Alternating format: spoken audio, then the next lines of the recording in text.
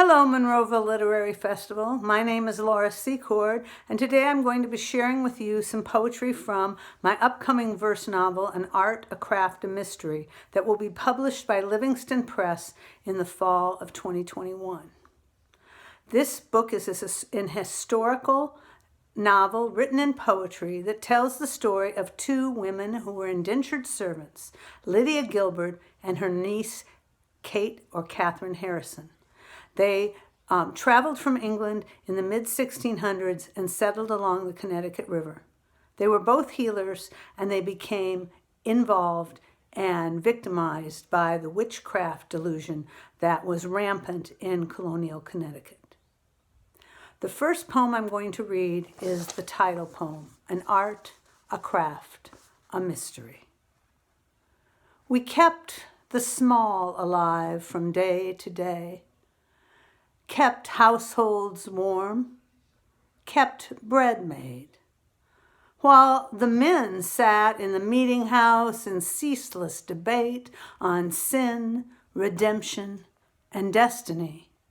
Their grace was through women's works, watching fires and keeping coals ablaze, and their salvation was from women's hands, gathering each day's yeasted scraps for tomorrow's meal, their sacred pact. Do not think these skills were simple. They were an art, a craft, a mystery. But when the men took notice, they doubted diligence and named it witchery. The next two poems are in Lydia Gilbert's voice. They take place in London in the mid-1630s, and they explain the rationale for she and Kate indenturing themselves to leave Great Britain. Hasty Rose Ring. One rosy morn in spring, I find my man home from the seas. We celebrate and sing. The babies climb his lap. He kisses me. With a shilling from our spinning, I buy us party treats, a special feast for listening to Papa's sea dog yarns. The children screech and giggle. He falls to coughing. I'm hopeful, wrapped in his arms. A stifled cough, he shakes, his body shivers. I hold a sick man at midnight, flushed with fever. I've heard sad yarns. This one comes true. My mates were ailing, and still you sing. I was so glad to see our babies. I want to be their treat. I brew him tea and rub his back beside me. Dawn finds me worried. He spews his breakfast on me. I wake up Kate. Watch them. I go to cure his cough. I seek a chemist's syrup I hope will treat his weakening, made from ginger to heal the man I've longed for through 2 springs. I sing a prayer for healing. By dusk, I see our family yarned phrase toward swelling grief. Infested yarns unravel all our joys. Kate, get these babies from me. Come, your dad needs sleep. They huddle up while Kate sings a ballad of love and loss as Richard coughs and coughs. He's hellish hot and ringed with red. This man, I think, is dying. A curse I can't begin to treat. Time compresses. Is this the death of which they sing? I turn to see my wee ones failing, can't treat them fast enough to save them. All 3 coughing. Kate tries hard. We nurse them together. Our yarn runs to its hasty end. dark where red rings glare at me. Kate runs for help.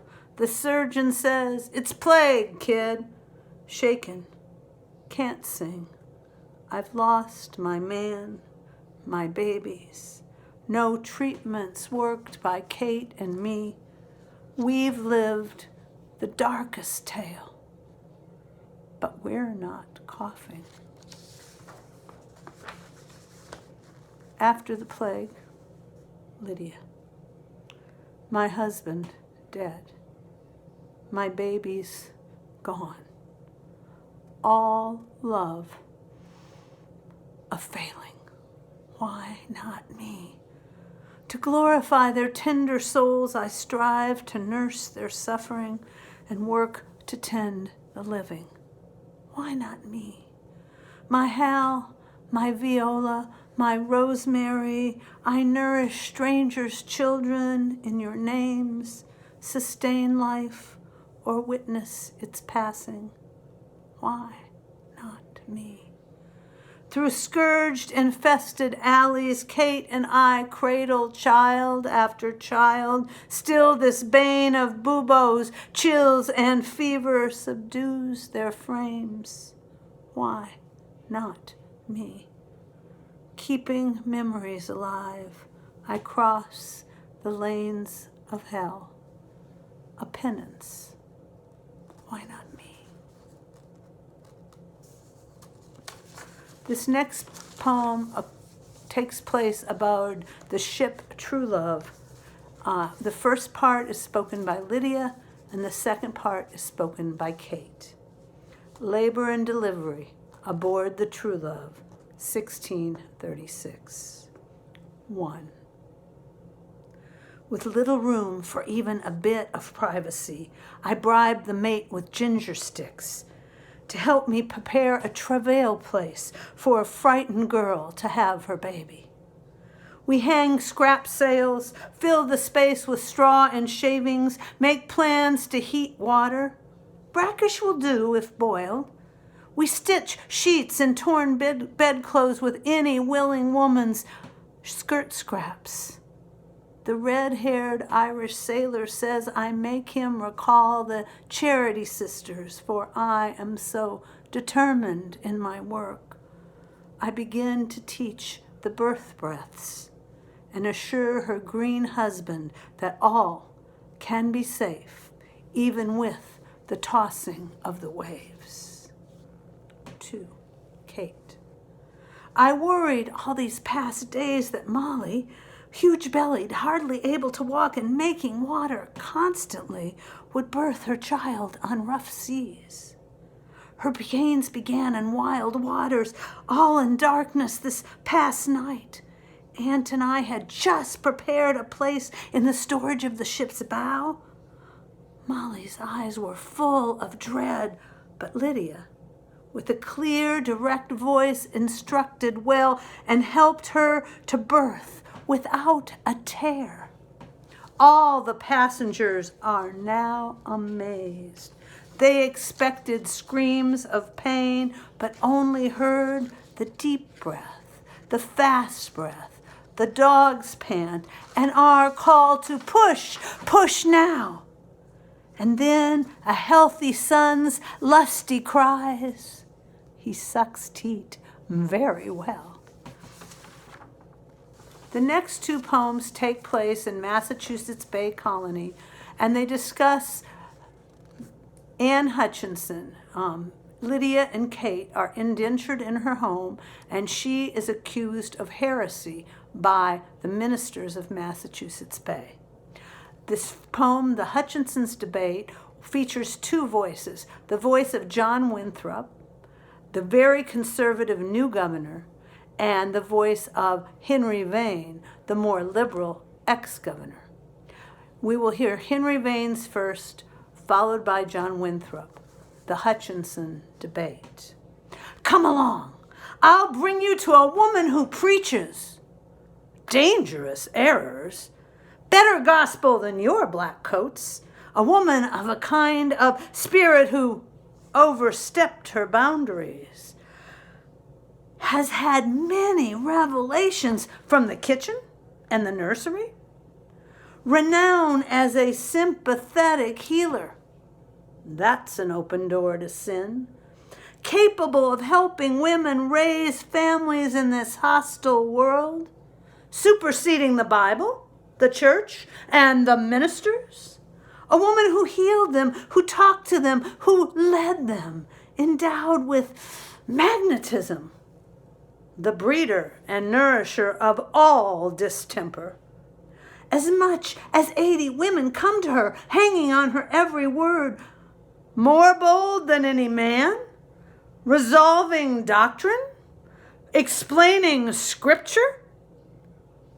One with God's grace in his heart cannot go astray.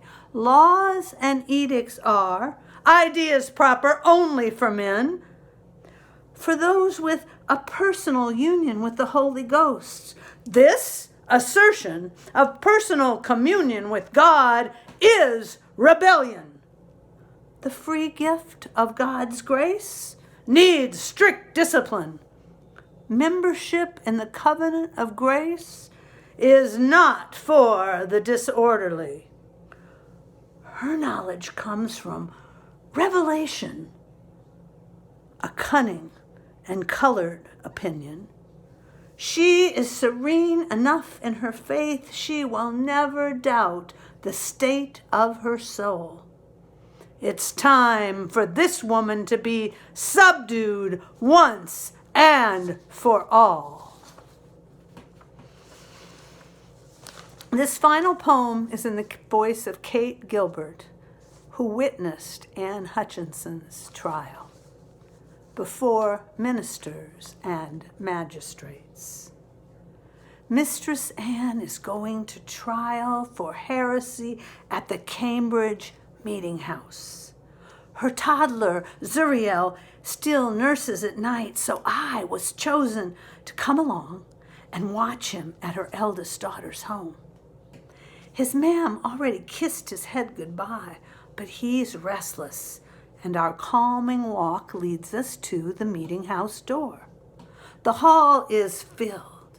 I stand beside the cracked daub round the window frame and peer inside. The ministers and magistrates are dressed in solemnity, yet the throng outside is noisy as a carnival. I hear the crier announce, "Goodwife Anne Hutchinson," and then I see her, pale, yet all her own self, walking head high, eyes direct into that empty place where she will stand before them. Zuriel clings in my arms, his heart racing, but he stays quiet. Then all those who love her, the women she nursed and midwifed, men and women enraptured by her sermons at her weekly conventicles, begin to shout and cheer. I want to know her fearlessness. Zuriel trembles as if to whimper. I stroke his arm, mutter kisses to his face. She stands alone while those who judge are seated with warm coals around their feet.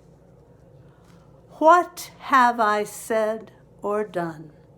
She asked this to our governor once, then once again, what law do I transgress?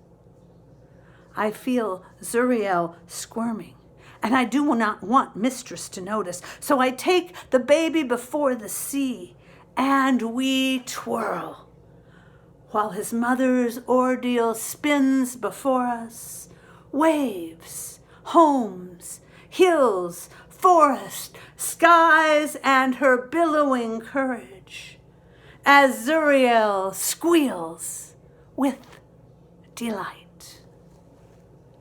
Thank you.